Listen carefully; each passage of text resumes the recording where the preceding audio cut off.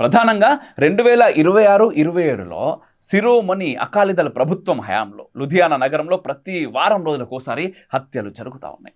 చాలా సందర్భాల్లో పట్టపగలే దుండగులు బైకుల మీద వచ్చి హత్యలకు పాల్పడుతున్నారు. ఏకంగా రివాల్వర్లతోటి పాయింట్ బ్లాక్లలో కాలుస్తున్నారు. ఇందులో కేవలం హిందూ సంఘర్ష్ సేన నాయకులు మాత్రమే ఉంటా ఉన్నారు.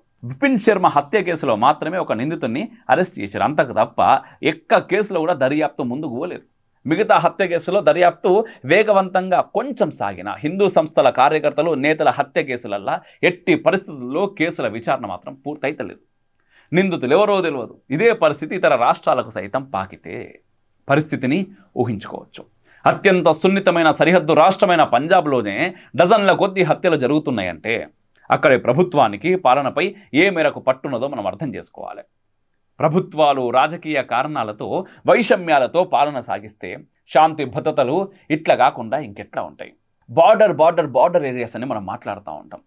నిజంగా కొన్ని సంవత్సరాల వరకు మన బార్డర్లో కరెంటు లేదు. మన బార్డర్ రూరల్ ఏరియాస్కి రోడ్లు లేవు.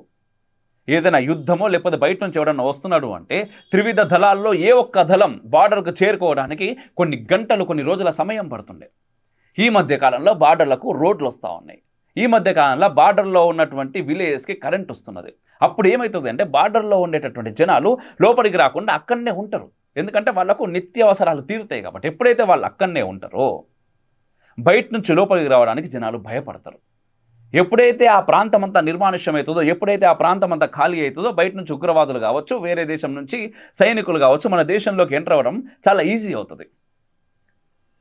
మరి ఇట్లాంటి బార్డర్ ఏరియాస్లో ఉన్నటువంటి రాష్ట్రాల్లో ఎవరైతే ధర్మం గురించి దేశం గురించి మాట్లాడుతున్నారో వాళ్ళని అతి కిరాతకంగా చంపుతా ఉంటే ప్రభుత్వాలు కూడా ఏం మాట్లాడతలేవంటే